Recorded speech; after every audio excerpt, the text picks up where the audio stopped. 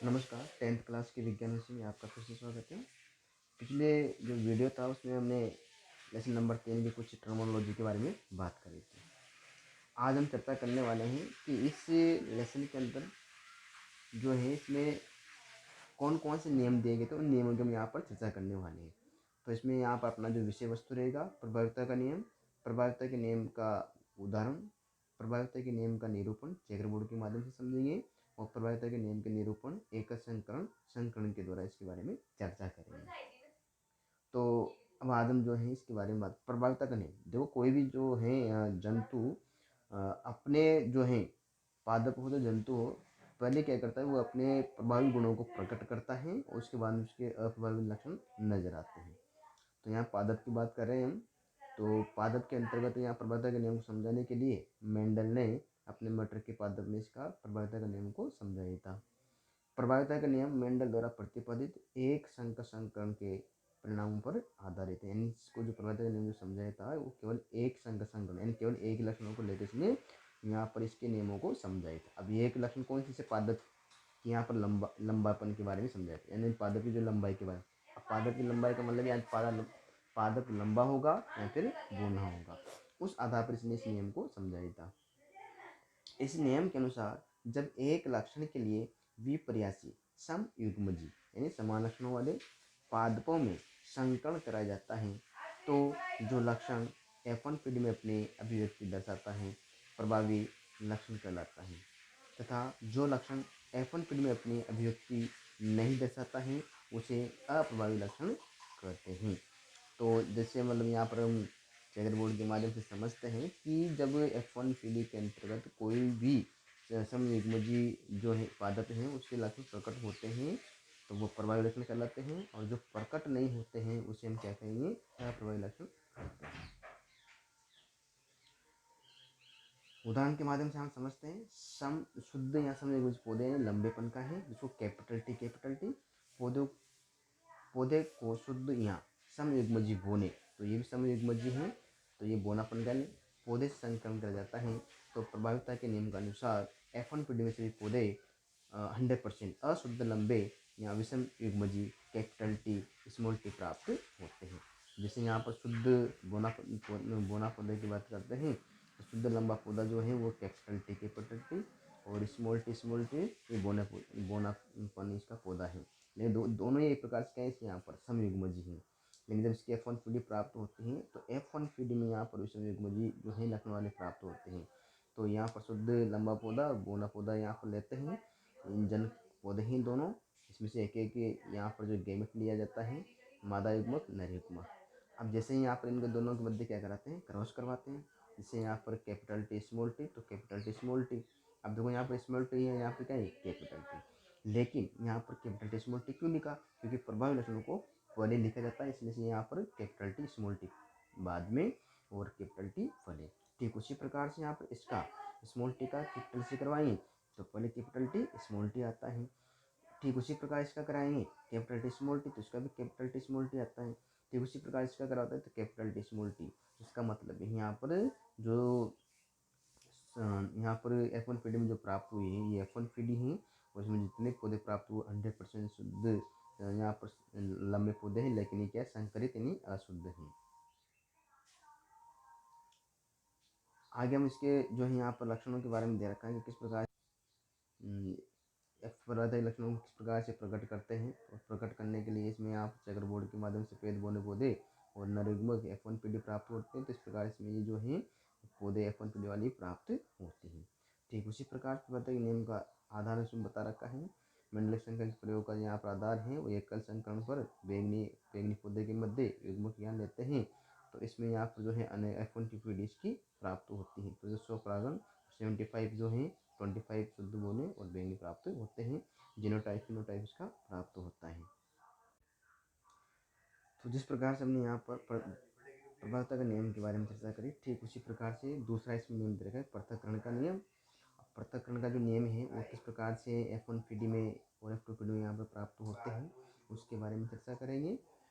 पृथक्करण के नियमों को उदाहरणों को के माध्यम से किस प्रकार इसको समझ सकते हैं, और पृथक्करण के नियम का निरूपण के बारे में, और एक संकर संकरण। तो प्रभाविता का नियम और पृथक्करण के जो दोनों नियम हैं वो केवल किस पर आधारित है, ये एकल संकरण पर आधारित है, मोनोहाइब्रिड संकर पर आधारित है। तो यहाँ जो अपना इसका जो प्रभाविता के बाद में जो नेक्स्ट नियम है पृथक्करण का नियम, प्रत्येक नियमों को उदाहरण से समझना, पृथक्करण के नियमों का निरूपण और एक संकर संकरण के बारे में चर्चा करते हैं। तो ये तो हमने इसके बारे में समझा था। अब हम देखते हैं यहाँ पर जो है इसमें किस प्रकार से इसके अंतर्गत F1PD इसमें मतलब प्राप्त होती है और F1PD प्राप्त होकर पृथक्करण के नियम के संबंध में चर्चा करते हैं। पृथक्करण का नियम मेंडल के एक संकर संकरण पर आधारित है। इस नियम के अनुसार F1PD के संकर या विषम युग्मजी संतति युग्मक बनते समय दोनों युगल्पी एक दूसरे से पृथक पृथक होकर अलग अलग युग्मकों में चले जाते हैं, अतः इसे पृथक्करण का नियम कहते हैं। प्रत्येक युग्मक में एक लक्षण के लिए एक युग्मविकल्पी या जीन होती है जो अपने लक्षण के लिए शुद्ध होता है, अतः इसे युग्मकों की शुद्धता का नियम भी कहा जाता है। तो ये पृथक्करण का नियम को युग्मों की शुद्धता का नियम भी कहते हैं। और F1PD में जब इसके लक्षण होते हैं वो पृथक पृथक रूप से जाकर वो अपने लक्षणों को यहाँ पर प्रकट करते हैं। इसके उदाहरण की हम यहाँ पर चर्चा करते हैं। समयुग्मजी लंबे पौधे और समयुग्मजी बौने पौधे संकर कहा जाता है। तो F1PD में सभी संकर या विषम युग्मजी लंबे पौधे कैपिटल टी स्मॉल टी पौधे प्राप्त होते हैं। विषम युग्मजी संतति में दोनों युग्म विकल्पी साथ साथ रहते हुए एक दूसरे संदूषित या प्रभावित नहीं करते हैं।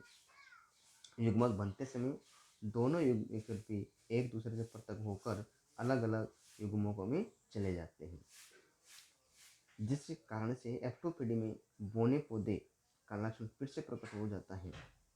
F2PD का लक्षण अनुपात 3:1 तथा जीन प्रारूप 1:2:1 प्राप्त होता है। इसको एक प्रकार से चेकर बोर्ड के माध्यम से समझते हैं। यहाँ पर जनक पौधे यहाँ पर जो F1PD प्राप्त होती हैं। अब इस F1PD में से यहाँ पर इसे क्या लेते हैं, एक एक इसको गैमेट लेते हैं, कैपिटल टी स्मॉल टी इसका एक एक गैमेट यहाँ पर लिया तो मादा युग्मक नर युग्मक प्राप्त है। F2PD में कैपिटल टी स्मॉल टी और स्मॉल टी। तो F2PD में आप लक्षण प्राप्त रूप क्या हुआ 3:1 और जीन अनुपात जो है 1:2:1 प्राप्त हुआ।